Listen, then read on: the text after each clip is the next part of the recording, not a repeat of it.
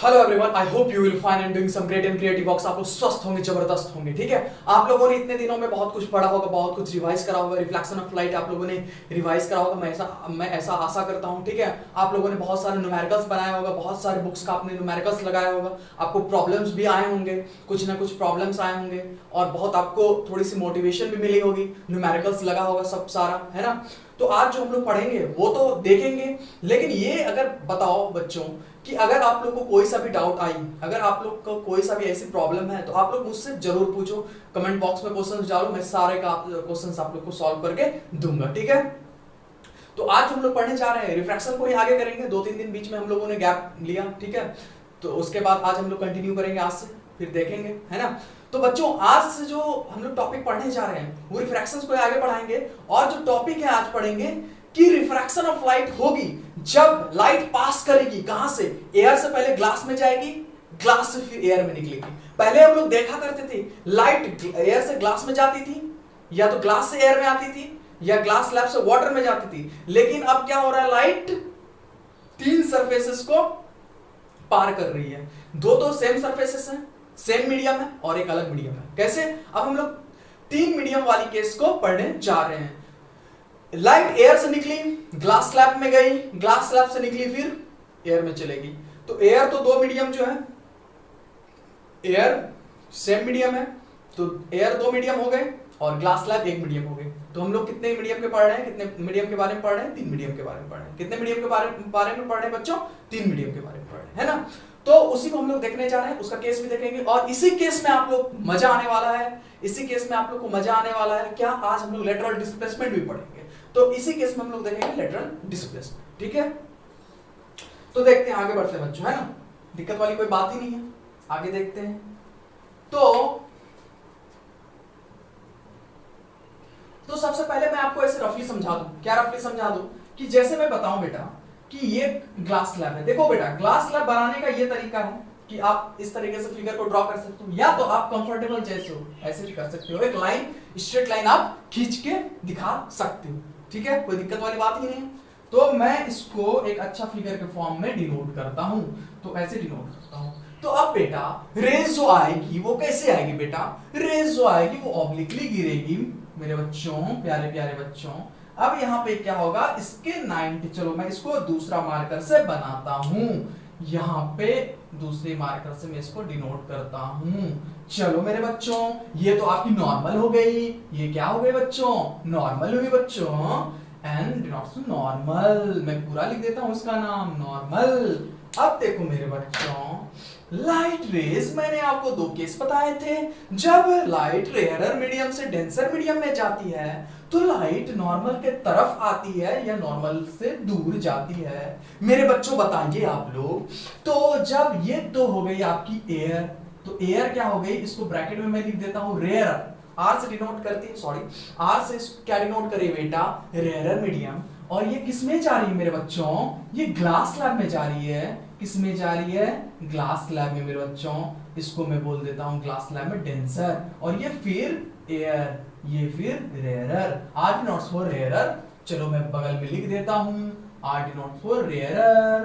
बच्चों आर क्या डिनोट करती है मेरे बच्चों? रेयरर। एंड डी क्या डिनोट करती है मेरे बच्चों? डेंसर। क्या डिनोट करती है? डेंसर। Very good. अब लाइट जो फॉल भी ऑब्लिकली ग्लास स्लैब पे, तो ये लाइट रेयरर से डेंसर में जा रही है, और एक नॉर्मल होगा जो इसके परपेंडिकुलर में लाई करेगा। तो अब ये नॉर्मल के तरफ आएगी या नॉर्मल से दूर जाएगी मेरे बच्चों? बताओ जरा, बताओ मेरे बच्चों। ये जो है नॉर्मल के पास है, नॉर्मल के पास आ जाएगी मेरे बच्चों, ठीक है। अब देखो फिर ये रेस, 3 मीडियम वाले केस हम लोग पढ़ रहे हैं, ठीक है। तो फिर ये रेस जो है अब ग्लास स्लैब के दूसरी बाउंड्री को ये पार कर रही है, ठीक है। तो अब ये बच्चों बताओ कि क्या केस होगी। पहले तो आप आसान ड्राइंग बनाने के लिए, आसान फिगर बनाने के लिए आप नॉर्मल खींच लो, ड्रॉ कर लो, नॉर्मल हो गई। थोड़ी सी ये लाइन आपको टेढ़ी लग रही होगी, तो मैं इसे अच्छे से बना देता हूं इसको। ये जो रेज आ रही है वो ऐसे आ रही है। अब कोई दिक्कत वाली बात नहीं है, ये नॉर्मल N2 डिनोट कर दो, ये N1 डिनोट कर दो, है ना, कोई दिक्कत वाली बात नहीं। अब देखो मेरे बच्चों, ये डेंसर मीडियम है और ये रेयरर मीडियम है बच्चों। ये ग्लास स्लैब से निकल रही है और कहां रेस जा रही है बच्चों? ग्लास स्लैब से निकल के एयर में जा रही है, तो ये नॉर्मल के तरफ आएगी या नॉर्मल से दूर जाएगी? Very good. ये डेंसर मीडियम से रेस जब रेयरर मीडियम में जाती है तो उस केस में वो नॉर्मल से दूर जाती है, नॉर्मल से दूर जाती है। वेरी गुड मेरे बच्चों, वेरी वेरी गुड, नॉर्मल से दूर जाती है मेरे बच्चों। अच्छा, अब मैं इसमें आपको बताऊं, क्या बताऊं, कि अगर मैं इसमें बोलूं कि ग्लास स्लैब नहीं रहती और रेस आ रही है मेरे बच्चों, तो ग्लास स्लैब जब नहीं रहती तो रेस का रियल डायरेक्शन कुछ ऐसा रहता। बोलो मेरे बच्चों, बच्चों ऐसा रहता कि नहीं रहता? है ना, ऐसा रहता, ठीक है ना। मुझे थोड़ा सा क्या करना था, इसको इस तरफ बनाना था, है ना, ये जो है रेस को इस तरफ बनाना था मुझे। चलो कोई नहीं, कोई दिक्कत वाली बात नहीं। अब देखो मेरे बच्चों, ग्लास स्लैब तो ये हो गई। अब ग्लास स्लैब नहीं रहती तो रेस का रियल डायरेक्शन इधर होता। फिगर कोई दिक्कत नहीं है, फिगर सही है, ड्राइंग सही है ना। तो अब मैं बताऊं, अब यहीं पे एक अच्छी वाली केस आएगी, एक नया केस आने वाली है, that is the lateral displacement, that is the lateral displacement. तो ये लेटरल डिस्प्लेसमेंट क्या होती है? जो ये आपका इमर्जेंट रेज है, ये जो निकल रही है रेज, और ये जो ओरिजिनल रेज का डायरेक्शन था, अगर ग्लास स्लैब नहीं रहती तो ओरिजिनल रेज का डायरेक्शन यही होती कि नहीं होती मेरे बच्चों? होती।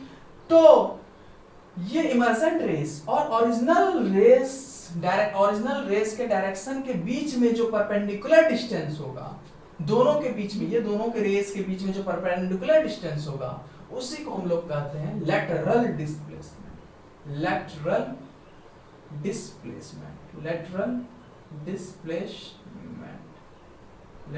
डिस्प्लेसमेंट, है ना। तो इसको हम लोग लेटरल डिस्प्लेसमेंट कहेंगे। तो इतना अच्छा केस और इतना सारा केस तो आप लोग पहले बनाओ, स्केच करो, फिर मैं आपको आगे बताता हूँ। लेटरल डिस्प्लेसमेंट दिक्कत वाली बात ही नहीं है। चलो जल्दी छापो मेरे बच्चों, फिर मैं इसे मिटाऊंगा।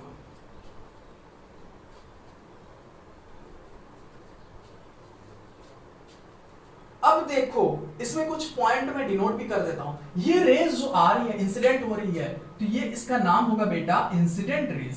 इंसिडेंट रेज, ठीक है। अब देखो, ये नॉर्मल और इंसिडेंट रेज के बीच में जो एंगल बनती है उसको हम लोग कहते हैं एंगल ऑफ इंसिडेंस। अब देखो, यहां पे रिफ्रैक्ट हुई, ये कौन सी रेज हो गई? Refracted rays, refracted. तो ये नॉर्मल है, ये N1 ही है, नॉर्मल और रिफ्रैक्टेड के बीच में जो एंगल बनेगी इसको हम लोग क्या कहते हैं? Angle of refraction. Angle of refraction,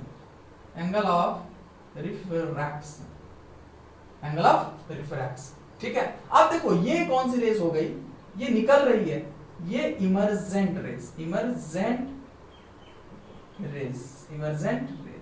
और ये नॉर्मल, आपको N2 ये नॉर्मल और इमर्जेंट रेज के बीच में जो एंगल होती है मेरे बच्चों, उसको हम लोग कहते हैं, रेड मार्कर से मैं डिनोट करता हूं, ब्लैक हो गई सब।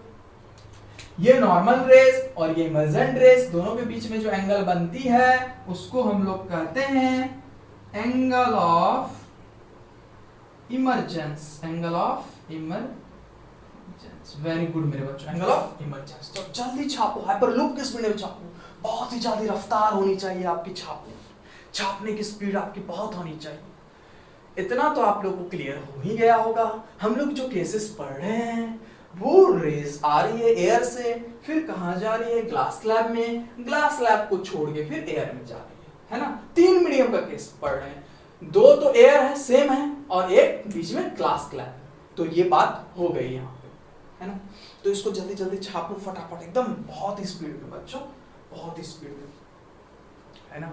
फिर अब जो देखते हैं कि मैं आपको क्या बताऊंगा, एक चीज बताओ मेरे बच्चों, क्या अब एंगल ऑफ रिफ्रैक्शन लिखाने की मुझे कोई जरूरत है? नहीं है, क्योंकि मैंने आपको बहुत बार लिखाया क्या एंगल ऑफ रिफ्रैक्शन कोई पूछेगा क्या होता है, तो हर केसेस में अलग अलग बन रहे हैं, लेकिन बात तो वही होगी, the angle between normal and refracted rays is called angle of refraction. कोई पूछेगा आपसे कि एंगल ऑफ इंसिडेंस क्या होगी, the angle between incident rays and the normal is called angle of incident.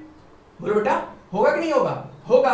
अब एक नया टर्म यहाँ पे आई, एक तो इमर्जेंट रेज आई, निकल रही है, इमर्ज कर रही, वहां से बाहर निकल रही है, ग्लास स्लैब के सरफेस को छोड़ के, बाउंड्री को छोड़ के बाहर निकल रही है, ठीक है। तो नॉर्मल और इमर्जेंट रेज के बीच में जो एंगल बनेगी उसको हम लोग क्या कहेंगे, angle of emergence, angle of emergence. Refracted rays से angle of refraction, incident rays से angle of incidence and emergent rays से एंगल ऑफ इमर्जेंस। तो ये केसेस हो गए। ये कैसा केसेस हुए कि लाइट रेज आ रही ऑब्लिकली ग्लास स्लैब पे पड़ी, उसके बाद इंसिडेंट होने के बाद क्या होगी, रिफ्रैक्ट होगी। रिफ्रैक्ट होगी तो हम लोग को केस देखना पड़ेगा। मैंने दो केस आपको फटाफट बताया था कि जब लाइट रेज रेयर से डेंसर में जाएगी तो रिफ्रैक्ट होने के बाद लाइट रेज नॉर्मल के पास आएगी या दूर जाएगी, नॉर्मल के पास आएगी। Very good. दूसरा केस, ये तो पहला हो गई। दूसरा केस, जब लाइट रेज डेंसर मीडियम से रेयर मीडियम में जाएगी तो वो रिफ्रैक्ट होने के बाद नॉर्मल रेज के पास आएगी या नॉर्मल रेज से दूर जाएगी। जल्दी बताओ बच्चों, मेरे बताओ, वो नॉर्मल रेज से दूर जाएगी। दो केस यही है, तो ये हम लोग देख रहे हैं। सारा रूल्स केस हम लोग इस पे लगा रहे हैं और वही हम लोग देख रहे हैं। फटाफट लिखो, चलो देखो।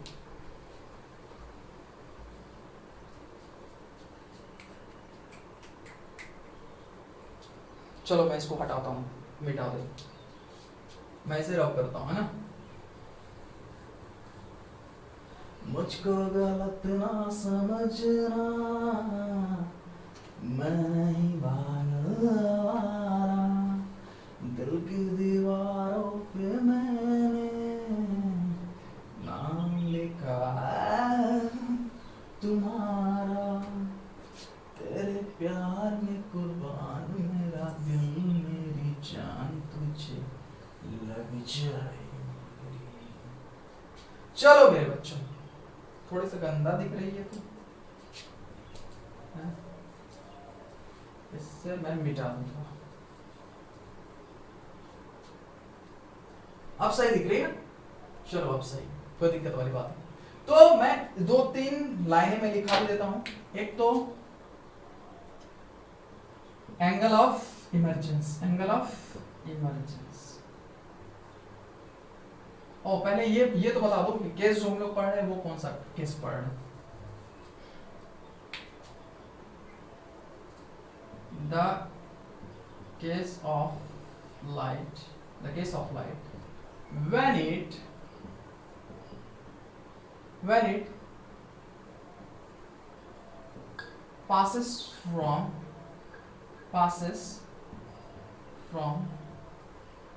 air medium to glass medium, air medium to glass medium, and again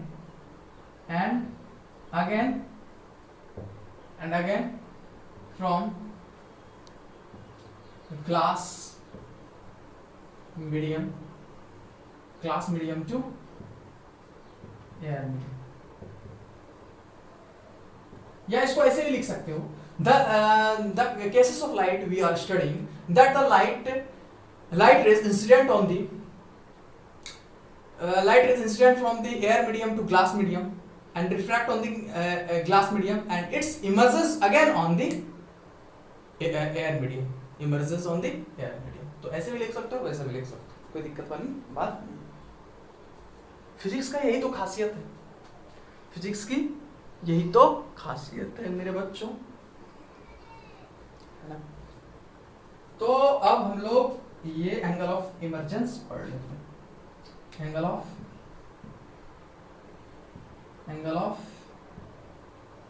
emergence, angle of emergence.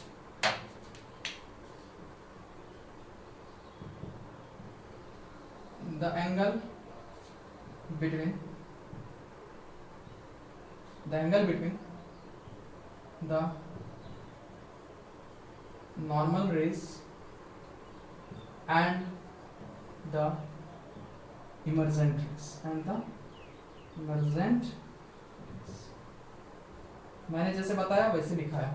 The angle between the normal rays and the emergent rays is called the angle of emergence, is called the angle of emergence. जल्दी जल्दी छापो मेरे बच्चों।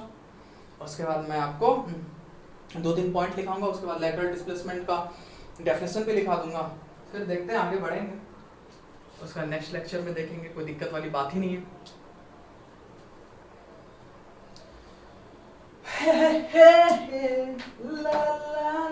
चलो बच्चों इसको हटाते हैं जल्दी फटाफट।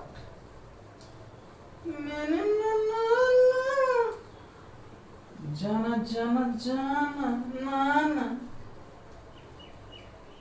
बच्चों आज क्या है? 2 अक्टूबर, आज गांधी जयंती है मेरे बच्चों।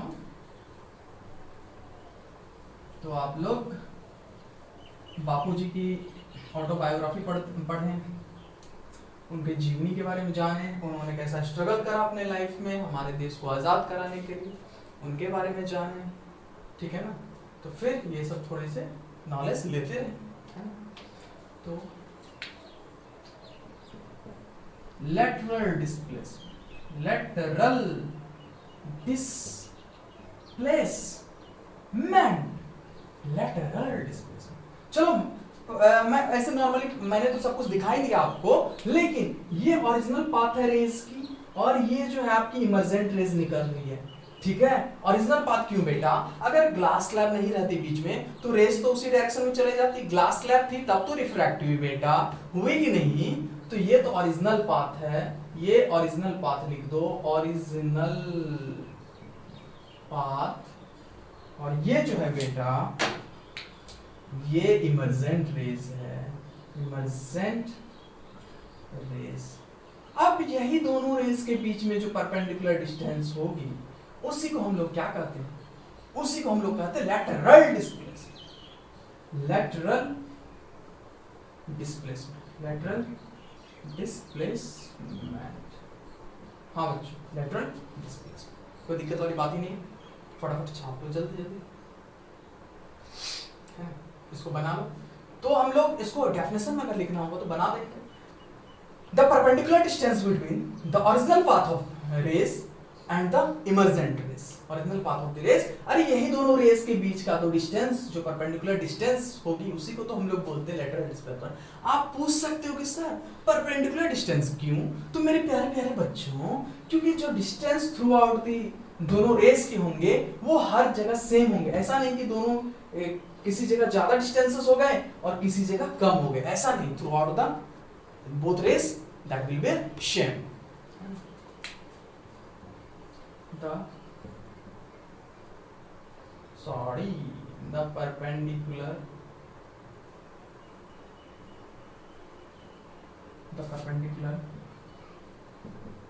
perpendicular distance between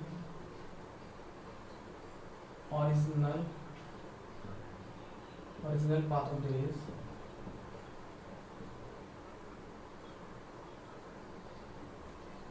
and emergent is called lateral displacement. The perpendicular distance between the original path of the rays and the emergent rays, उसे हम लोग क्या कहेंगे? lateral displacement। जल्दी जल्दी छाप लो, हाइपरलूप के स्क्रीन में छापो, फटाफट आगे बढ़ते। दिक्कत वाली बात ही नहीं मेरे बच्चों, कोई दिक्कत नहीं है, अच्छे से आप लोग को समझ में आ ही रहा होगा, है ना। तो जल्दी जल्दी छापो। तो आई होप आपको सब कुछ समझ में आया होगा। इसका 1-2 पॉइंट और भी है, फिर नेक्स्ट क्लास में हम लोग कुछ आगे पढ़ेंगे, कुछ नया पढ़ेंगे, ठीक है। कंटिन्यू हुई क्लास, कोई डाउट्स हो आप लोग जरूर पूछिए कमेंट बॉक्स में, मैं आपको सारा क्वेश्चंस का सॉल्व करके दूंगा, है ना। तो आज के लिए थैंक यू, फिर आगे नेक्स्ट क्लास में नई वीडियो के साथ।